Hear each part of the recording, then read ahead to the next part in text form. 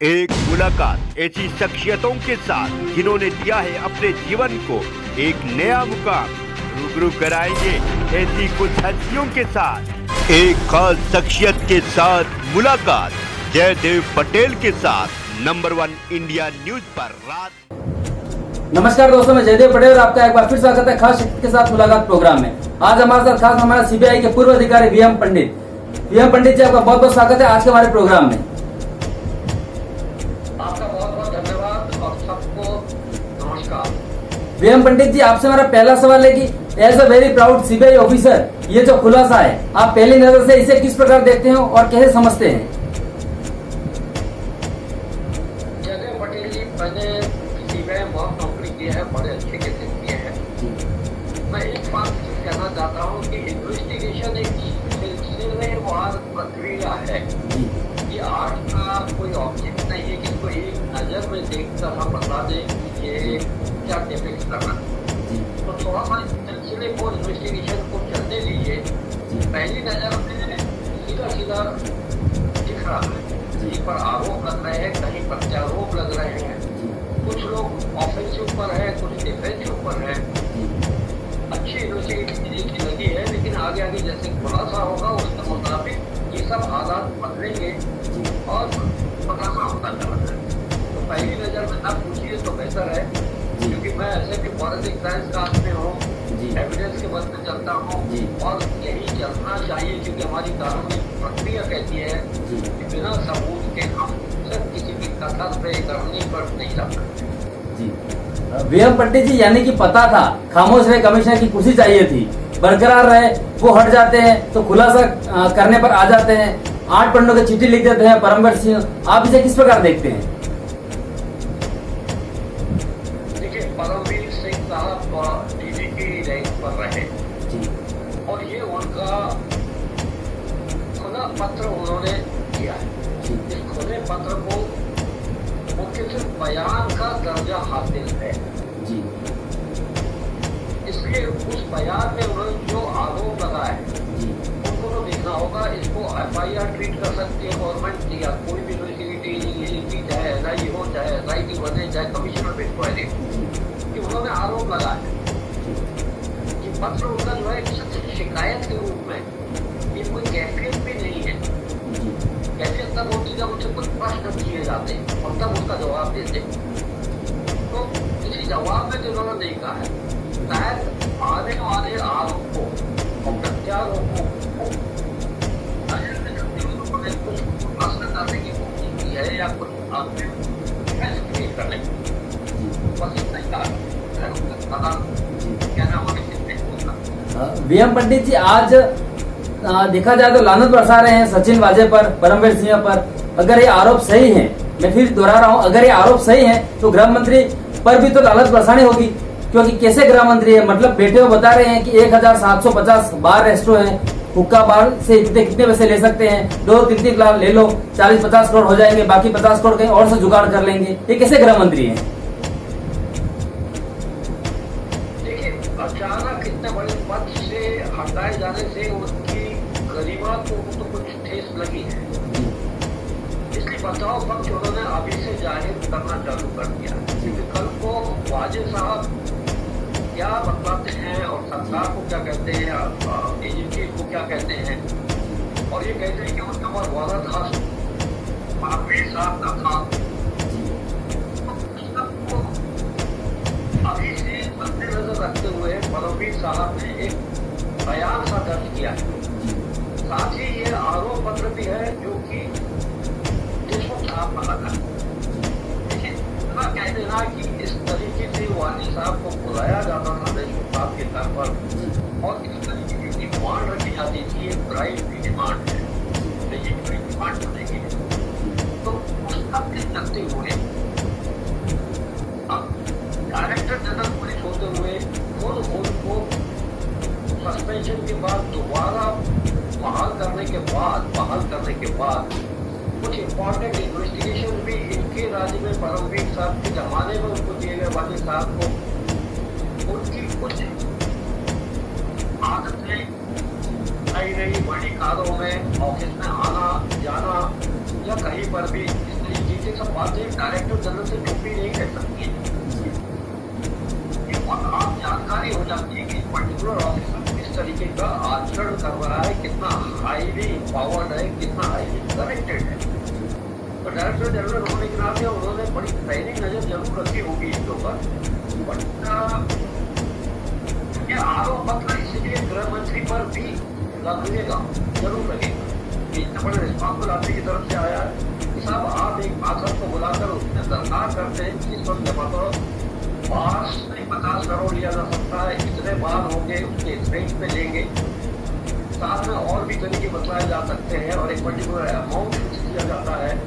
तो लेजिटिमेट नहीं, अगर लेजिटिमेट डिमांड नहीं है तो उसको पूरा करने के लिए लेजिटिमेट तरीके से पुलिस ऑफिसर वाजे या कमिश्नर या कोई कुछ नहीं कर सकता। तो इसलिए आरोप पत्र भी समझा जाएगा देशमुख के खिलाफ। वीएम पंडित जी, ये प्रकरण बहुत गंभीर है और इसमें परमवीर सिंह की भी इंक्वायरी होनी चाहिए और उनके आरोपों की भी। इस पर आप क्या कहना चाहेंगे, आपको क्या लगता है? देखिए, जैसे कि प्रकरण तो बहुत ज्यादा गंभीर है क्योंकि इसमें किसी सरकार का अस्तित्व भी निर्भर करता है, उसकी साख भी निर्भर करती है। दोनों ही पक्षों की कथनी और करनी को सबूतों से जोड़ा जाएगा।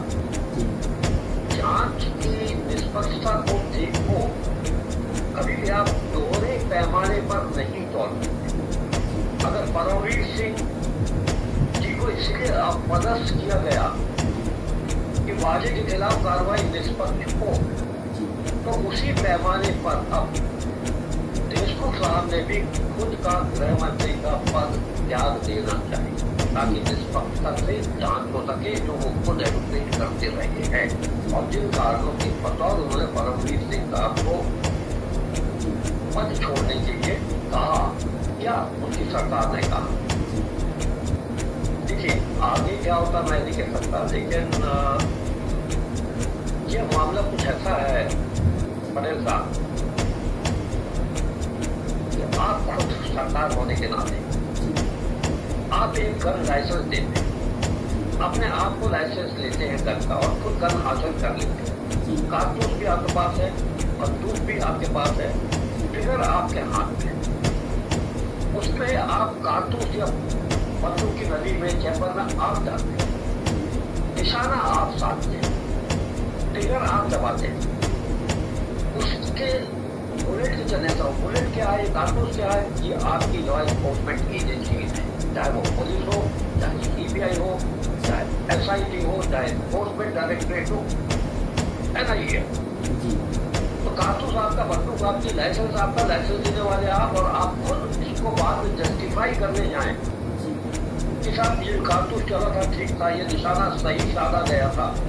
ये नहीं, आप अगर थोड़ा सा भी अपना पुराना रिकॉर्ड देखने जाए, सीबीआई के डायरेक्टर्स के साथ क्या हुआ, 1, 2 नहीं 3, रणजीत सिन्हा साहब के बाद से आलोक वर्मा साहब था, तो क्या क्या नहीं हुआ और क्या होता है। देखिए, सुप्रीम कोर्ट के जब चीफ जस्टिस रिटायर होते थे, कॉलेजियम होता है, वो कॉलेजियम के तहत कोर्ट के साथ सभी पूछा गया है 3 दिन पहले की साहब सीनियर मोस्ट जज कौन है, उनका नाम नॉमिनेट करें, वो कॉलेजियम उसको अप्रूव करेगा अगर उसके खिलाफ कोई सीनियर मोस्ट जज के खिलाफ नहीं होगा। इसी तरीके से सीबीआई के डायरेक्टर के अपॉइंटमेंट के लिए कॉलेजियम है, सीबीसी है, गवर्नमेंट है, सब कुछ है। लेकिन टीम में से एक एब्सेंट कर गए तो 2 लोगों ने मेजॉरिटी हो गई तो डायरेक्टर का अपॉइंटमेंट किया था, मर्तबा। यहाँ पर भी जब तक कि आप सत्तारूढ़ हैं, उस समय तक आप अपने ही मातहतों का, अपने ही अपॉइंटेड लोगों का निष्पक्ष आलोकन नहीं कर सकते। इसलिए हमेशा पुलिस या लॉ एनफोर्समेंट एजेंसी को टोटल इंडिपेंडेंट एजेंसी का दर्जा देना होगा, चाहे इसके लिए आज तक सीबीआई का एक्ट पास नहीं है। सिर्फ Delhi special police establishment act के तहत उसके तहत पावर ड्रॉ करती है। आज की तारीख में क्या है कि 8 स्टेट्स में सीबीआई निकलनी हो चुकी है, स्टेट से कंसेंट विड्रॉ किए हुए, वहाँ कुछ नहीं हो सकता। तो उस हालात में कौन सी एजेंसी करेगी, या सुप्रीम होगी। आपने पहले भी देखा है कि स्पेशल इन्वेस्टिगेशन टीम से अपॉइंट हो जाती है, बड़ी बड़ी चीजों में हो जाती है। इंदिरा गांधी जी के मर्डर केस में भी हुई थी। इमरजेंसी जब उन्होंने डिक्लेयर की थी पहले उसमें भी हुई थी। कमीशन ऑफ इंक्वायरीज भी बैठती है, कमीशन ऑफ इंक्वायरीज एक्ट भी है। ठीक है, कहीं ना कहीं कॉन्स्टिट्यूशन में आपको फेरबदल करना पड़ेगा, एम्पावर करना पड़ेगा और तीनों विंग इस गवर्नमेंट के, जुडिशरी हो, लेजिस्लेटिव हो या एग्जीक्यूटिव विंग गवर्नमेंट हो, इन तीनों के सानिध्य से ही ये केस आ सकता है। वरना हमेशा ये चार्जेस, काउंटर चार्जेस लगते रहेंगे कि जान के आप निशाना साध रहे हैं और लोगों को विक्टिम बना रहे हैं। वीएम पंडित जी, अनिल देशमुख पर भी बहुत गंभीर आरोप लगे हैं, तो ऐसे में आपको नहीं लगता कि जब तक जांच पूरी नहीं हो तब तक के लिए उन्हें पद से इस्तीफा देना चाहिए और जैसे ही क्लीन चिट मिले वापस से गृह मंत्री पद संभाल लेना चाहिए, क्योंकि अगर वो पद पर रहेंगे तो जांच कैसे संभव होगी? देखिए, मैं समझता हूँ कि उनको खुद होकर ये पहल करनी चाहिए और अपने आप को अलग कर लेना चाहिए, बाय ऑर्डिनरी रिजाइन करके वो कर लेना चाहिए। और मुझे पूरी उम्मीद है कि जब सलाहकार लोग हैं और ऐसे लोग हैं, पवार साहब जैसे लोग हैं, वो मीटिंग कर रहे हैं और ऐसे इंडिकेशन दे रहे हैं, तो कल या परसों तक ये मामला सामने आ जाएगा और चाहे उनको कहा जाए या वो खुद डिसीजन ले।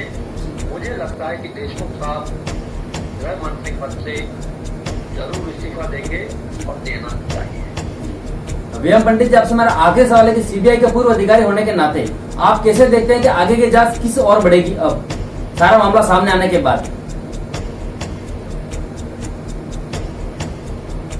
देखिए, अब कुछ चीजें ऐसी हैं जो पुराने जमाने गए जब इन कैमरा इन्वेस्टिगेशन होता था। अब और ट्रायल भी इन कैमरा अगर होता है तो भी मीडिया ट्रायल पहले, ट्रायल के पहले इन्वेस्टिगेशन मीडिया चालू कर देता है। जब सब चीजें खुलासा हो रही है मीडिया में, सब चीजों के सामने, जनता के सामने आ रहे हैं, कुछ इस पार्टी के सपोर्टर्स, कुछ उस पार्टी के सपोर्टर्स एक मीडिया को बना दे रहे हैं, दूसरे के खिलाफ जा रहे हैं। उस हालत में बहुत सीक्रेट प्रक्रिया सरकार नहीं कर सकती, ना इन्वेस्टिगेशन अपने आप में अपने दायरे में रह सकता। उसको खुलासा तौर पर अच्छे से इन्वेस्टिगेशन करना होगा ताकि जनता तक मीडिया छोड़ने की वाली हो। हर स्टेज पर इन्वेस्टिगेशन पर नजर रखी जाएगी और कुछ चीजें जो रिकॉर्ड पर नहीं भी होंगी वो भी शायद उजागर की जाएगी। अब इतने बड़े बड़े पत्र हैं, 8 पेज का पत्र है या और पहले भी पत्र आते रहे इस तरीके के, निजी तौर पर लिखे हैं, अपनी पर्सनल ईडी आईडी से लिखे हैं, ईमेल की। उसके बावजूद जब तक न्यूज पहुंचती है, अगर 7:40 के ऊपर वो रिलाइज करते हैं तो 9 बजे की न्यूज में खुलासा हो जाता है, पत्रों की कॉपियां आप लोगों के सामने रहती है। ये सब देखिए, ये इतना उजागर खुले तौर पर हो गया है। मैं समझता हूँ जब तक ऐसा ना हो कि कोई बहुत बड़ा प्रकरण और सामने आ जाए, हमारी जनता और हमारी मीडिया पुरानी बातों को नजरअंदाज कर इसको बचते में, ठंडे बचते में दबा है।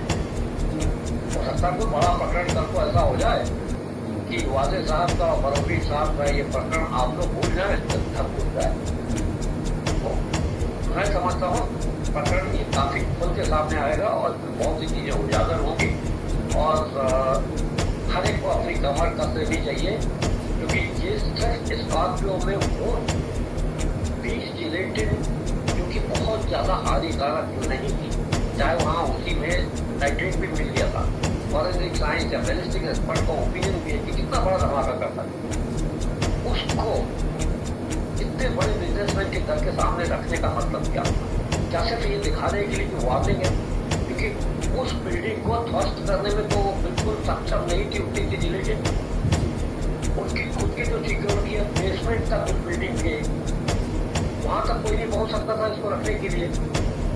तो क्या सड़क के ऊपर सामने रखते थे? ये उनको जाहिर करना था उन बिजनेसमैन साहब को कि साहब आप खतरे में हैं। तो 2-4 फोन भी आए थे ताकि ये 100 करोड़ लेने के लिए 200 बार्स पर न जाना पड़े और जगह से वसूल न करना पड़े। एक विशाल बिजनेसमैन खुद कहे कि भाई साहब ये पैसे ले जाओ उनको दे दो, लेकिन हमें बस हमें सुरक्षा था। देखिए बहुत से मुद्दे इसमें हैं, बहुत से मुद्दे खुल कर आएंगे और खुदा न खास्ता अगर ये सरकार शिवसेना की संकट में गई, बोले आप कीमत लगे। अगर बाहर के लाइसेंस की कीमत लग सकती है तो एमएलए साहब की भी कीमत लगेगी। वीएम पंडित जी आपने समय दिया। जी बिल्कुल सर, वीएम पंडित जी आपने समय दिया, उसके लिए आपका बहुत बहुत धन्यवाद। धन्यवाद। Thank you sir.